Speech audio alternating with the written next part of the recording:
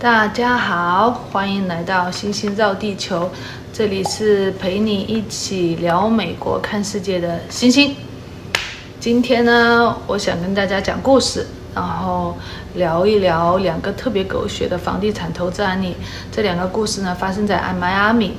佛罗里达的迈阿密呢，我上一期视频中没有提到，因为我觉得它是一个非常有特色的独特的城市，然后它是一个那种纸醉金迷的，给人的感觉它像是美国的迪拜。那里发生的故事呢，就比 Orlando 和 Tampa 我以前举的案例要狗血多了，就是所以说值得单独拿一期出来讲一讲。然后这一期呢，我想跟大家讲到的两个案例呢，尤其是第一个，让人看的都想捶墙，以为捡到宝呢，结果是跳进了一个大坑。然后现在就听我来跟你们说到这两个迈阿密的特别狗血的故事。第一个故事呢，是迈阿密内海的一套海景公寓，然后它是 to B 的，它的面积呢接近2000尺，然后都差不多跟我以前买的独栋的房子一样大了。然后你们猜猜这个房子的成交价是多少？它是2025年成交的，居然只卖了16万美金，才16万美金，哇！听起来是不是真的超级划算？海景大面积，而且价格还低，简直就像中彩票一样的捡漏啊！那个买家呢，应该是一个投资人，因为他买了之后呢，他以16万的低价买了之后呢，就在市面上挂牌4100的月租金出租。然后我们听起来是不是像天上掉馅饼一样的？同样的租金水平的房子，在南加州我的区域，房价起码要100-200万以上，而这套公寓呢，它的年租金就差不多高达4800美金，然后呢，它的租售比呢，年租金除以房价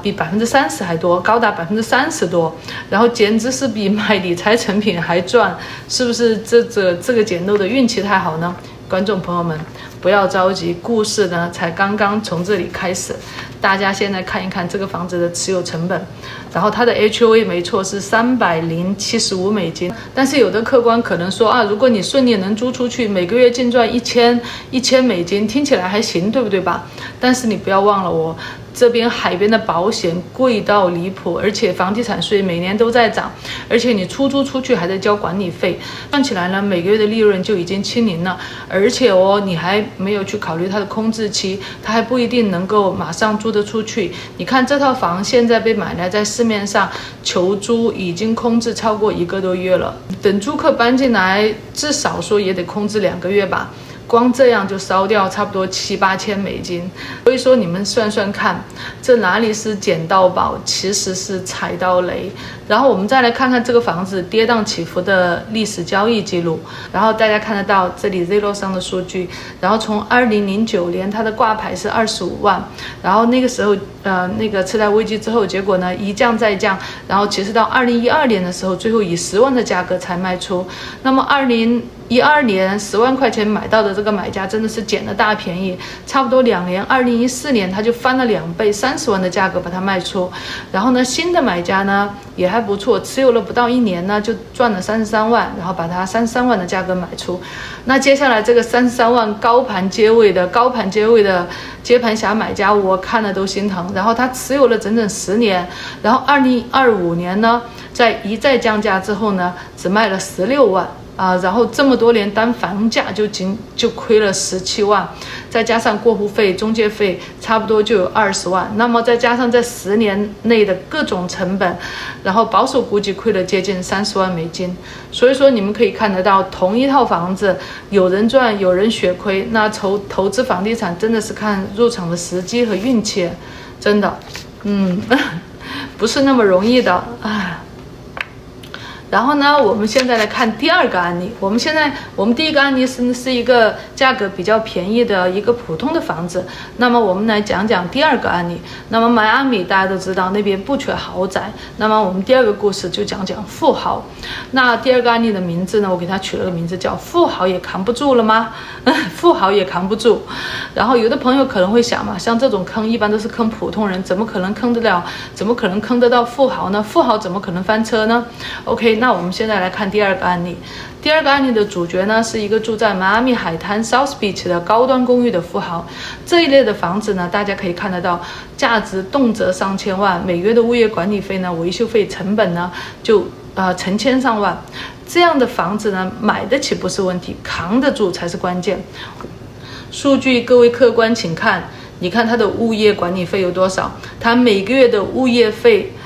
对的，你没有看错，它每个月的物业管理费就高达1万多美金。哇，真的是贫穷限制了我的想象。它每个月的物业管理费就高达1万多美金，然后1万207，然后它的房地产税呢，现在差不多是一个月21万，然后呢保险预估呢是15万左右，再加上七七八八其他的持有费用，这个豪宅公寓每年烧钱就得50万美金呐，50万美金可以买一栋小房子了。所以从 Zillow 上看，这个富豪去年春天就开始挂牌卖房，但是一直卖不掉，房价已经降了200多万，但是还是没有人接盘。而且中间大家可以看到，这个富豪也曾经想挂牌出租，但当然也没有出租出去。我感觉他很焦虑啊，就感觉很想减少压力的感觉。哇，我当时我卖我自己的房子的时候，就是那种有深有感触，想减少压力，但是没想到富豪也有我这样的压力啊。看着就是看我从这个 Zillow 上的数据都感受得到这个富豪的压力。然后现在大家知道了，就是这种房子不仅买价贵，关键是后续扛不住，真的是持有成本太高了。然后这里呢，就想给大家叨一叨为什么迈阿密的公寓这样狗血。其实大家研究看看就应该知道，是因为近几年就是疯涨的房地产税、保险和 HOA 费用这3座大山的原因。